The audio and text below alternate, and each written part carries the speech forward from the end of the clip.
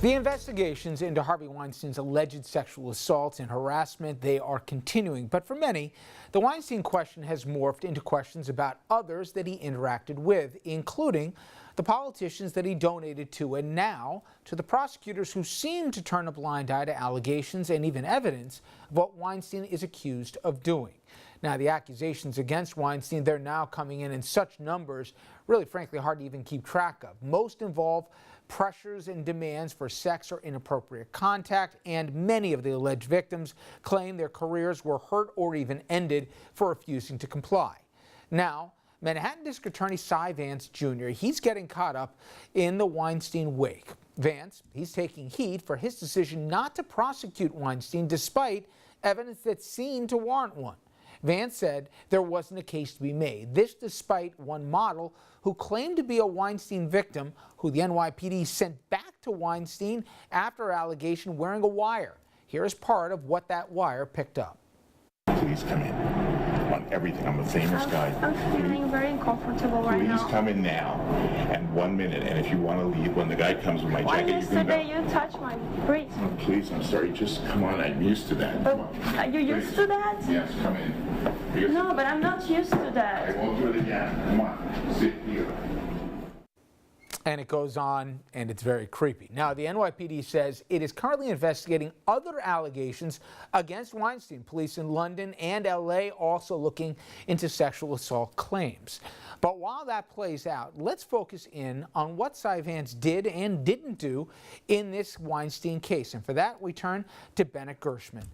Bennett joins us right now. He is a professor at Pace University Law School. He's also a former prosecutor in the Manhattan DA's office, and he has slammed Vance's decision in the Weinstein case. A recent piece for the Daily Beast titled "Soft on Celebs." Prosecutor threw away slam dunk cases against Weinstein and Trump kids. Bennett, thank you very much for the time.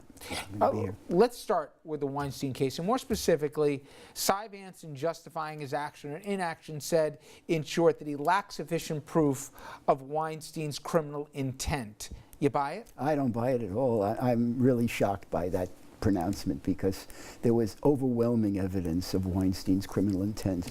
I mean, you have a tape recording of Weinstein talking about what he wants to do with this person, and this tape recording corroborates everything that this young woman told the police, how he touched her breast, how he groped her, how he put his hands under her dress, and the tape just reinforces everything. You know, for a prosecutor, and I was a prosecutor for a long time, to have a tape recording of the defendant virtually admitting every single thing that he did, you never get that. When do you get that in a sexual abuse case or in a rape case? You never get that. Well, walk us through it, Bennett. Yeah. What's the factual question a prosecutor has to answer when they're pursuing whether or not to pursue charges in the case of sexual harassment or worse? There are three things. You got to show that he made sexual contact with her, a part of her anatomy that, whether it's her breasts or her buttocks or, you know, kissing, I mean, it's sexual contact. Right. Without her consent, yes. And with intent to gratify himself sexually.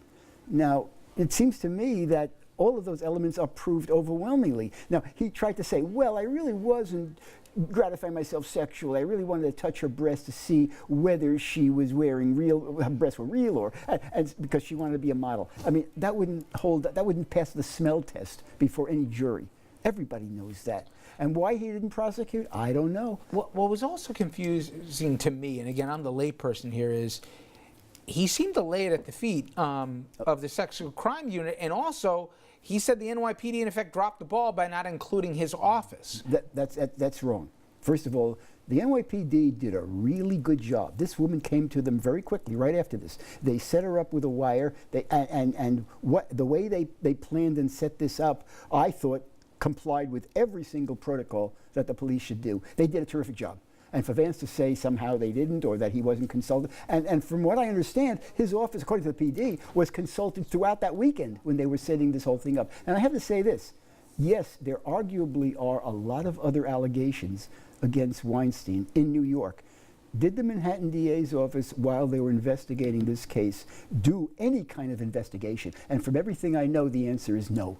And there might be 5, 6, 10 other cases like this, which the Manhattan DA's office did not investigate. And so I think they dropped the ball badly, and I think it's embarrassing.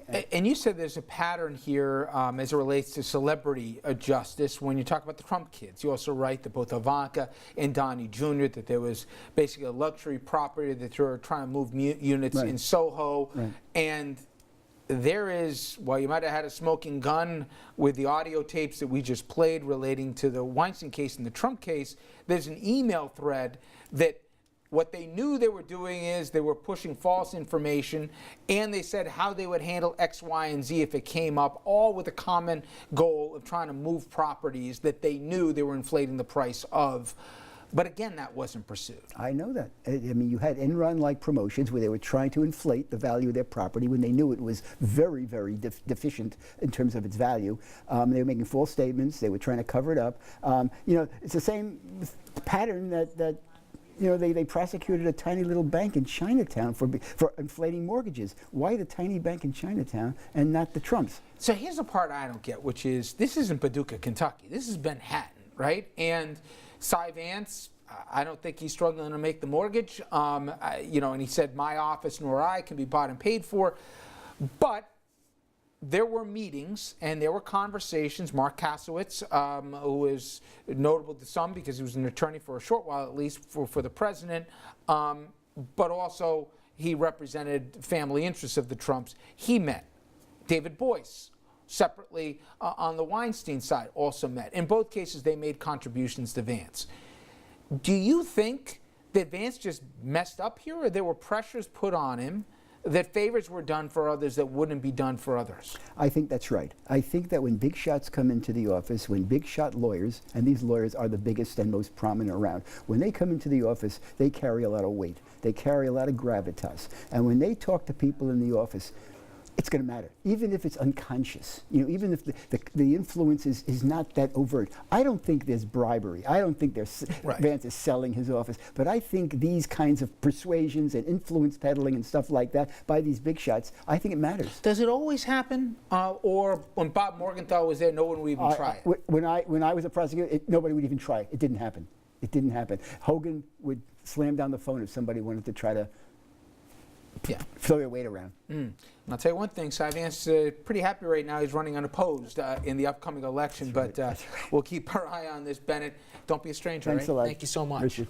All right, when we come back, much more on Vance and how he handled or failed to handle the Weinstein case, and also growing questions about whether elected prosecutors like Vance ought to take campaign money from defense attorneys, like the cash he got from the attorneys defending Weinstein. Our panel, they'll weigh in on that straight ahead.